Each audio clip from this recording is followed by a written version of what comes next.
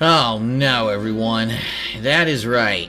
DSP here, and it is time once again to reminisce on the games that disappointed us most this past year. Whether it was big AAA, overhyped, overpromoted, big budget flops, whether it was a new installment in one of our long and trusted line of gameplay franchises, or maybe it was just an original and new entry that just didn't seem to live up to its original potential.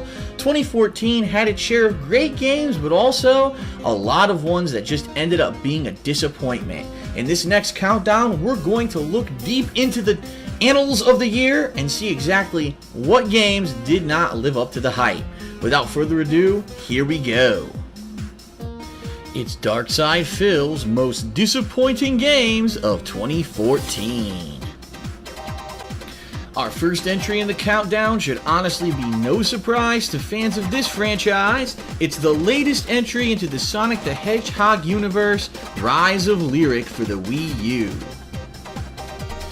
Oh man, I just don't know what to say anymore when it comes to Sonic the Hedgehog.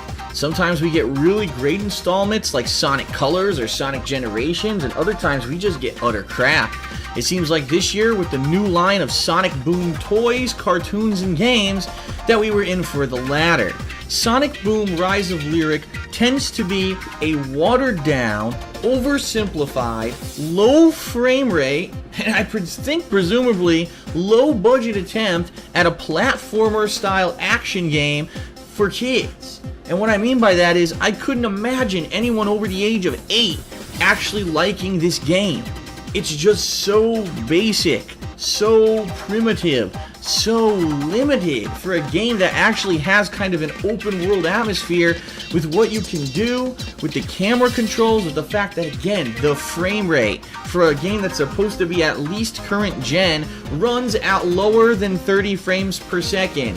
A supersonic, speed-running, blazing hedgehog that's choppy while he moves. It's a freaking joke. In addition, you're going to even run into parts of the game where you can presumably get to places where you're not supposed to be, only to find out, oh darn, I was supposed to go do 2 other things on the ground to get up here. I must have just found some broken way to get here in order to activate a switch or something to progress. The game is the definition of blah.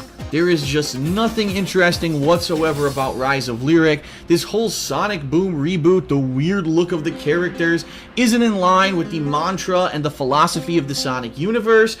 Stupid Knuckles is basically a big dumb oaf who's made fun of the whole game. I mean, how many things can you go wrong with? This game stinks. I only played it for a few hours, and after that, I was so disinterested I got caught up with all the other new releases this year and never went back to it.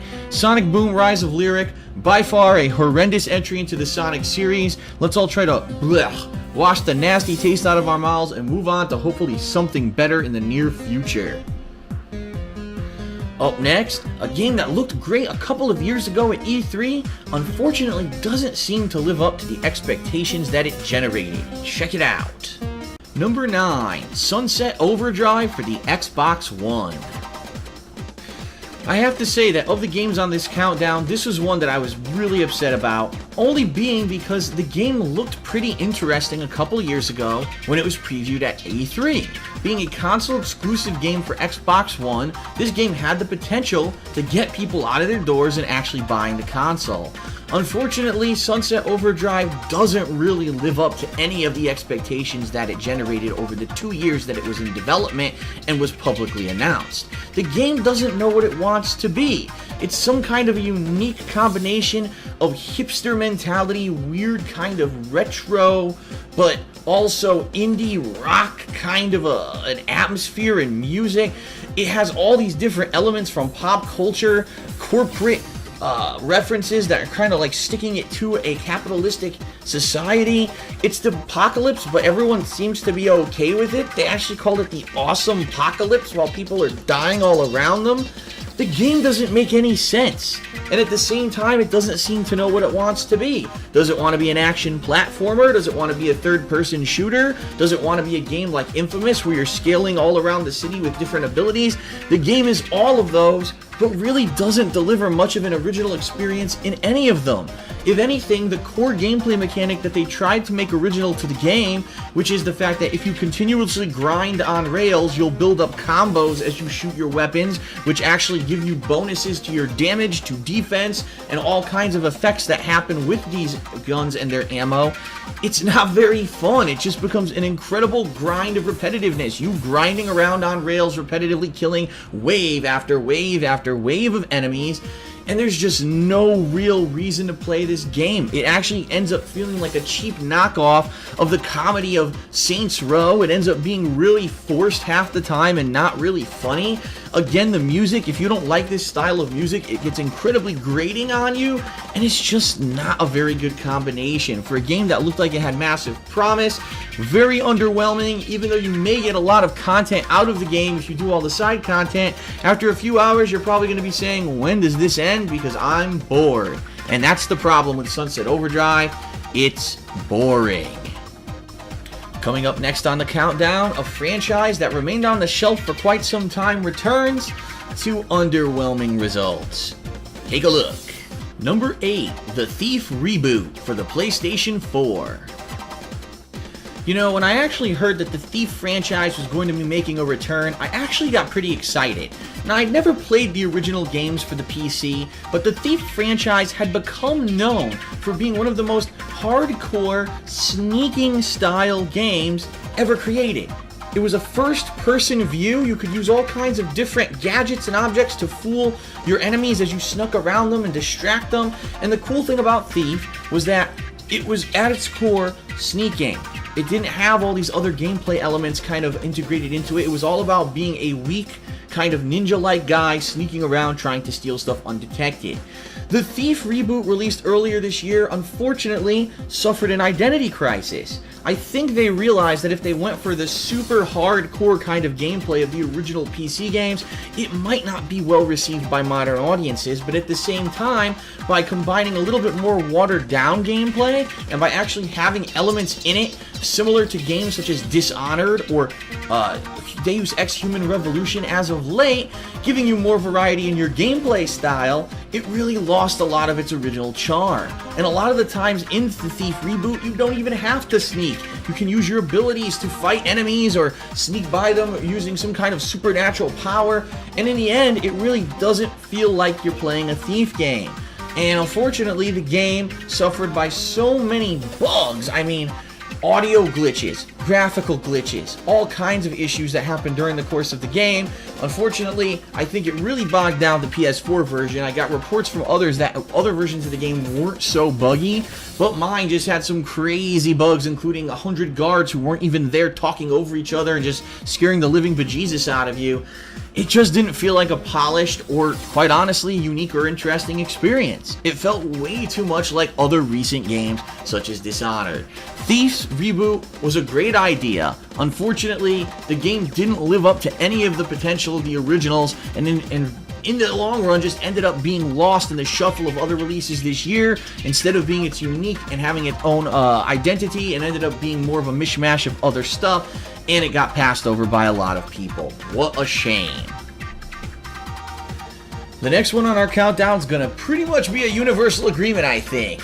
It was a really horrible way to end a series, and a lot of people had problems with it. Let's take a look. Number 7, Final Fantasy XIII Lightning Returns. You know, I say this a lot, but I think that this game definitively represents the meaning of this statement. What in the blue hell were they thinking? Final Fantasy XIII and XIII-2 followed along the traditional JRPG formula of turn-based combat with a limited party, an open-world structure where you could investigate and do all kinds of fun stuff. And then Final Fantasy XIII Lightning Returns said, let's just change everything, make it so that you're only one person who switches between outfits during combat. Let's make it so that the entire game is based off of fetch quests. I'll repeat myself. 98% of the gameplay of Final Fantasy XIII Lightning Returns is required, repetitive, boring, time-wasting fetch quests. The game requires you to be at certain places in the game at certain times of day due to a new gameplay time element and a time-lapse feature. If you miss out and miss it by a certain amount of minutes, you won't be able to complete your side quest for the day, and you're just gonna have to wait till the next day in order to complete it. Now, admittedly, if you take your time and you go around the game hitting the right side quests in the right order, you can actually complete a significant amount of gameplay, and you can probably get a lot of stuff out of the game. The problem is the game doesn't explain any of it, and it's almost required that you buy a strategy guide to tell you where to be, when to be there, and what the hell you're supposed to be doing. It's a joke. It's the definitive game that says buy the guide that tells you how to play it, because if you actually try to enjoy it by yourself, you're going to rip your hair out of your freaking head.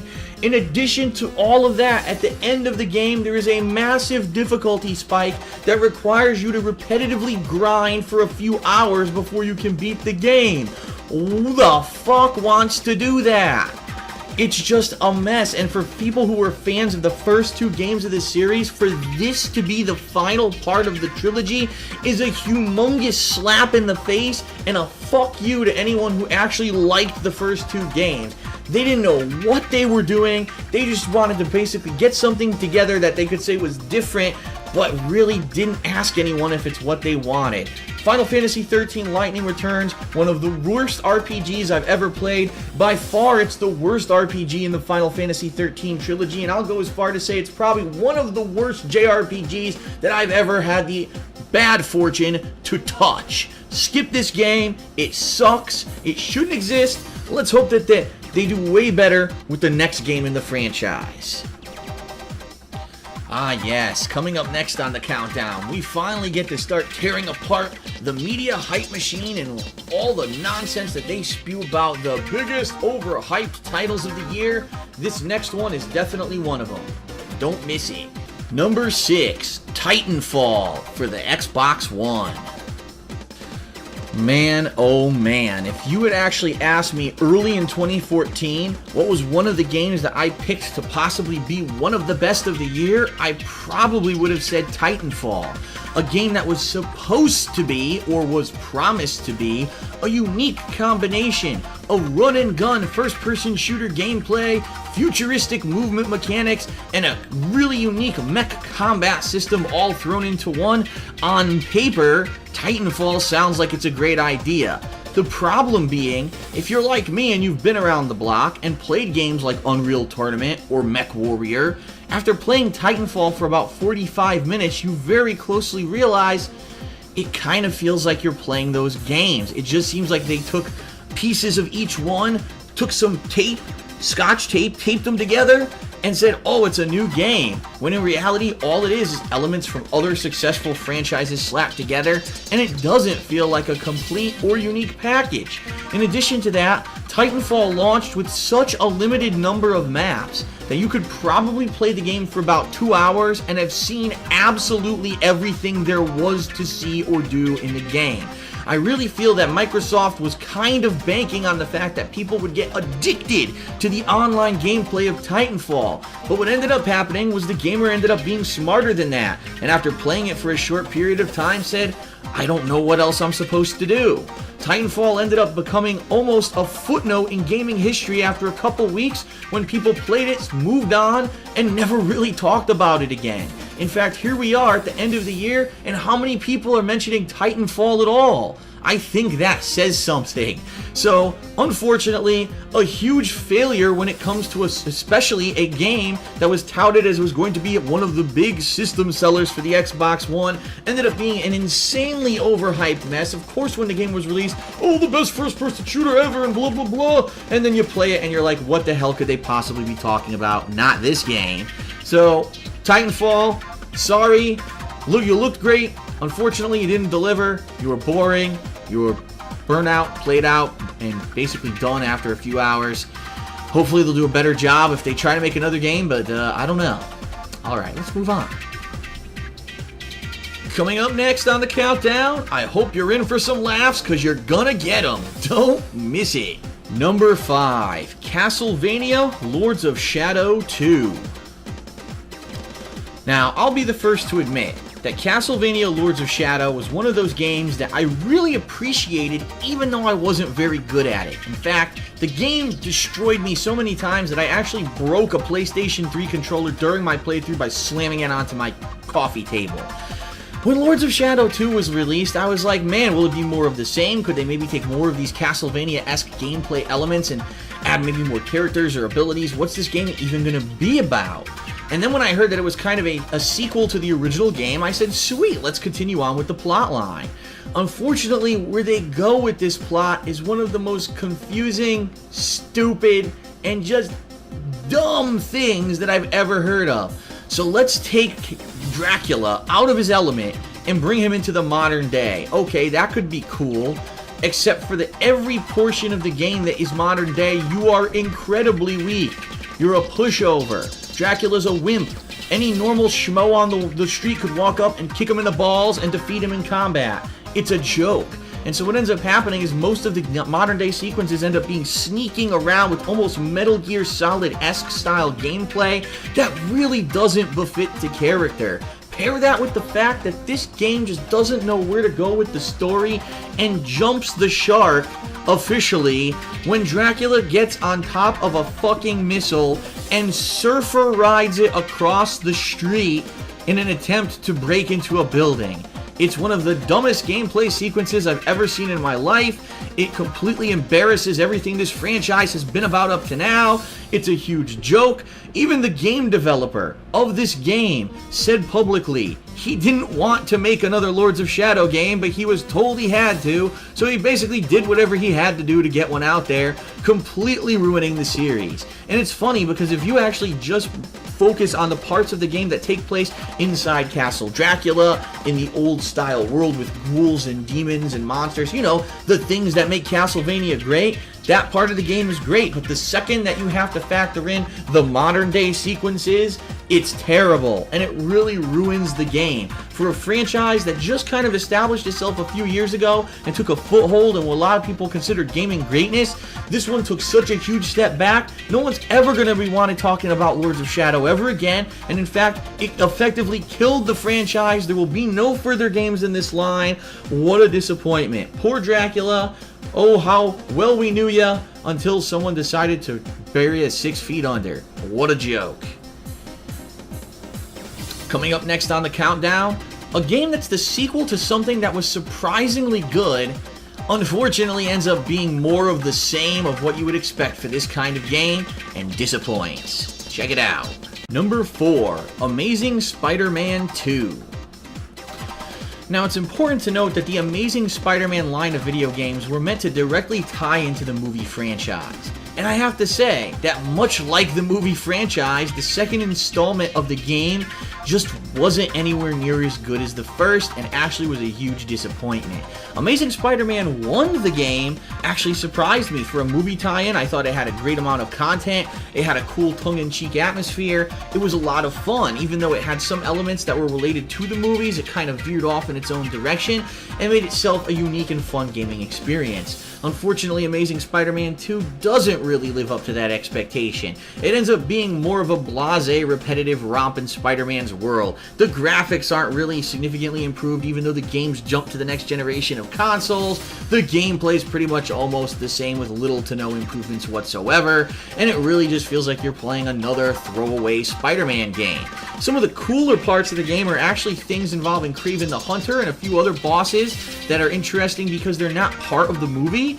At the same time, the game suffers from some pretty bad gameplay bugs. When I was fighting a few of the bosses, they would glitch out and allow me to just wail on them for a ridiculous amount of time. A lot of these bosses are incredibly repetitive, pattern grinding kind of gameplay, just nothing fun or interesting whatsoever about it. And it's so disappointing when we had, in recent years, great entries into the Spider-Man franchise such as Shattered Dimensions, and then you get a piece of crap like this and you're like, what the hell happened with this game that it's just so poor compared to the last one, and quite honestly compared to the last several outings that Spider-Man had.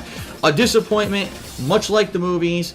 Andrew Garfield won't be returning as Spider-Man. I don't think these game developers will be returning as the developers of any Spider-Man game in the near future either. What a shame. Let's hope that we get better stuff for the character in the future, because he deserves it, and your friendly neighborhood Spider-Man's probably pissed off at how bad this game was. Coming up next, a game that really came out of nowhere and seemed to have lots of potential that just fell flat on its face upon its initial release. Check it out. Number 3, Lords of the Fallen. Well, it sure seemed that 2014 was Dark Souls fever, between the release of the official sequel to the game earlier on in the year, and then the 3 episodic DLCs over the course of the summer. Everyone was talking about Dark Souls, Dark Souls, Dark Souls, and eventually leading into the release of Bloodborne on the next-gen consoles next year.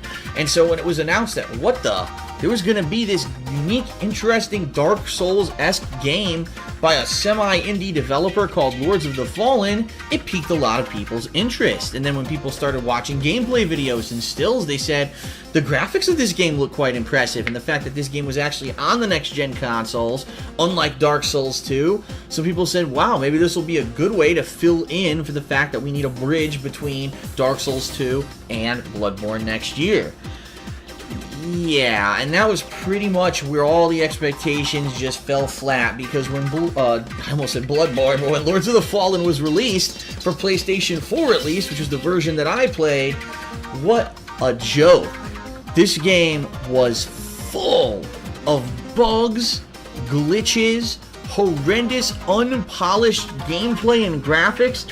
It really felt like I was playing an alpha version of what the game was supposed to be, between disappearing enemies, certain enemy types that just don't seem to have combat that was thought out too well, bosses that have weak points that sometimes will take damage when you hit them and other times will do absolutely nothing, and then the kicker. The fact that there's a very difficult enemy type that I ran into that completely disappeared, reappeared in front of my eyes with full health, despite the fact that I had fought him before, and continuously respawned and did not allow me to kill it. It was amateur night game development. And after playing this game for several hours, I finally put down my controller and said I would rather do anything else than suffer through this unpolished mess any further. And it's a shame, because if the game had actually been released as a complete work, a polished game, I think it might have gotten some actual recognition. Unfortunately, it took about a month for the game developers to release critical patches to fix all the problems. But guess what? Too little, too late. Lords of the Fallen will be nothing but a little footnote in the annals of gaming history, saying this was a game that could have been something good if the game developers had actually tested the game properly. Instead, they released it not completed. It could definitely be told that the game was not completed or polished, and so many people got angry at the release of the game that they just said, fuck this, and I don't think it's worth anyone's time. Incredibly disappointing. Skip it and wait for Bloodborne. Can anything top that? Well, there's still 2 more games on the countdown, so stay securely in your seats, they're coming up next. Number 2, Assassin's Creed Unity for the PlayStation 4. You know, when it comes to talking about continuing franchises, I think everyone can collectively say that Assassin's Creed has been one of those that's been highly criticized for having an installment every single year. And in fact, some people have said, maybe it's too much. Maybe they should wait and take their time and take a couple of years to develop the games a little bit further. And maybe once a year is just too much, yet sales numbers every year seem to say the consumers want more Assassin's Creed. So in 2014, what did they decide to do? Well, Ubisoft, in all of their glory, said we will make 2 Assassin's Creed games. One for the last gen of consoles and one for the next gen of consoles. And so when it was announced that Assassin's Creed Unity would be set in France, would have an unprecedented amount of characters on the screen at once, would have high resolution graphics, and the fact that it was supposed to be the best looking Assassin's Creed and of course best performing Assassin's Creed ever, people said, wow, this may finally be the reason to buy the next gen consoles. And then the game actually came out, and unfortunately people saw what they got for a next gen game, and people couldn't stop laughing. This game is one of the worst performing games on the PlayStation 4 and on Xbox One. It has lower resolution than most other games for the next-gen console. The game frequently chugs along at frame rates of 15 frames per second or lower, all but making fast-paced sequences such as a chase scene with a hot air balloon completely lose any kind of fun, luster, or any kind of interest. The game is like a slideshow, a flip book. It's a joke. It's a laughing stock. It's actually funny because if you look at stills of the game from game magazines and websites, it looks amazing. Then you actually watch the game in motion and you say, what the hell happened here?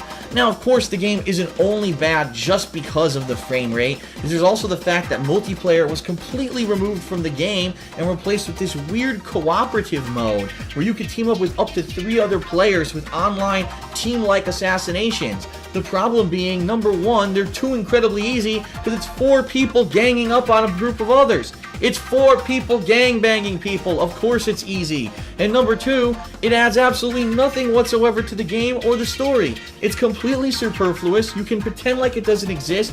And in all honesty, you can probably figure out that the original developers didn't even know this mode would be in the game. It's just there for the sake of saying, oh yeah, it's in the game. For the fact that the game was highly advertised as a cooperative game, it's not. It's a standard single-player Assassin's Creed experience with a lot of things actually removed from the game, and in place of that, all you really get is a really low frames per second mess. It's not a very good entry in the Assassin's Creed franchise. It's nowhere near as good as last year's Assassin's Creed 4, and to boot, those who've played both games this year all on a consensus agree that Assassin's Creed Rogue is by far the better game.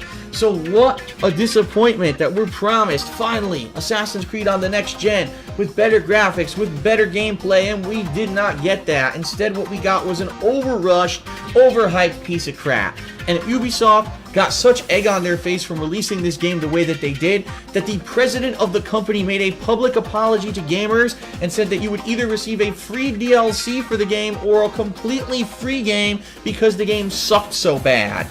If that's not an indication that this game was disappointing, I don't know what is. They better do a good job next year, because if they keep delivering crap like this, no one's going to believe that they have any kind of competence, and they're going to lose a lot of their sales. What a joke. Alright everyone, this is it. The stinker. The big numero uno sucko. What is the most disappointing game of 2014? Come on back to find out who's the lucky loser. The most disappointing game of 2014, by far, is Destiny. Man, I don't think there's ever been a game that's fit more the definition of overpromise, overhype, and underdeliver than Destiny. For a game that in its own marketing campaign promises some kind of a unique gameplay experience that's going to change you and give you some kind of a feeling. I think the way that they explained it was it's not a game, it's an experience. What kind of an experience is it? Because it's boring. There's nothing unique about Destiny at all. For a game that says that it's supposed to be the next outing from famed game developer Bungie, who made all the Halo games, that's pretty much what it is. It's the gameplay of Halo combined with the looter-shooter cooperative gameplay of Borderlands. Period. There's nothing else unique about this game at all. There's so many gameplay elements that were in the game that were never properly implemented, such as the dirt bikes or jet bikes that never really get used besides quick travel across the planets, the limited amount of planets, the limited amount of instances, the fact that you can beat the entire game within 10 hours, and then it's just about repetitive grinding gameplay for the very, very low chance of pulling a unique piece of loot that really doesn't matter because it just leads to more repetitive and boring gameplay. I don't know what else I could say about this besides it is one of the most overhyped and disappointing games of recent memory, if not the entire time that I've ever played video games. And the fact that so many people, because of the multi-million-dollar marketing budget, not because of the game itself, went out and bought the game and, oh, I bought into the hype and I play it with my friends and I'm still playing it. I've been playing it for 4 months, I'm still playing it. What are you doing? Stop. Open your eyes and realize that there are other games way better than this game this year. How about the original Borderlands? That was much better. Guess what? The original Borderlands has more than one fucking hub town in it because they actually put some effort into the game. Everything about Destiny is stolen from other games, whether it is the looter-shooter gameplay of Borderlands, the FPS gameplay of Halo that's literally almost identical to Halo, to which I even say, how can they even do this when they supposedly sold the Halo franchise to Microsoft? Or the fact that even the enemies of the game are literally stolen from well-known sci-fi themes. You've got your technological robots that kind of like are nanotechnology, and then you got your bug-like aliens, you know, like the Zerg. And it's funny because even one of the aliens looks like an alien from the shooter game Area 51 from the 1990s. It looks like they literally lifted it from that game. It's a joke. The game is terrible. It's so overhyped, but there's unfortunately a large group of people who aren't into doing research and don't realize that it is such a poor game compared to what else is out there. Destiny, by far, for the amount of money that was put into the game development, for the amount of money that was put into the advertisement campaign, in fact, to this day, I still see ads for Destiny on TV, which is insane when you realize the game is 4 months old now. And the fact that people are just still kind of like clouded and blinded, almost being led like sheep, saying, oh, it's good, it's good. It's not. It's one of the most disappointing games of the year. Not a horrible game by any means, but for sure, for the amount of promises that we got from Bungie, the most disappointing game by far of 2014. If anything, I hope this helps to open the eyes of consumers who played it and said, what the hell was all this hype about? Don't believe the hype machine. Go out there, you know, and really do your research before you jump into it and believe everything that these mainstream media guys say or advertisement campaigns say. Take it with a grain of salt. This game, if anything, should be egg on the face of Bungie for them putting out such a crappy game, saying they had a 10-year game plan for a game that can be beaten within 10 hours and is just repetitive and boring. What a joke. Destiny, by far, the most disappointing, biggest disappointment of 2014. Well, that was a lot to get off of my chest, and I feel a lot better now that I have told you about the games that I really feel were not worth your time this year.